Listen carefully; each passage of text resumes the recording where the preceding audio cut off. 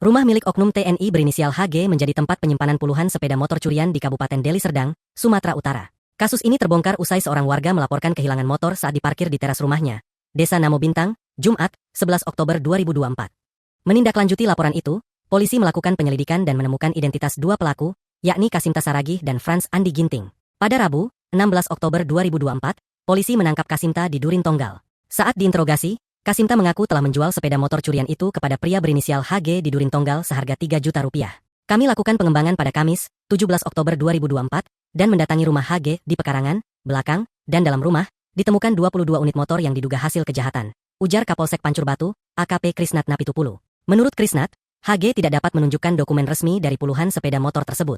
Semua sepeda motor akhirnya dibawa ke Polsek Pancur Batu. Namun, HG tidak dibawa untuk diperiksa karena diduga merupakan prajurit TNI. Kasus ini kemudian diserahkan ke Denpom 15 Medan untuk penyelidikan lebih lanjut.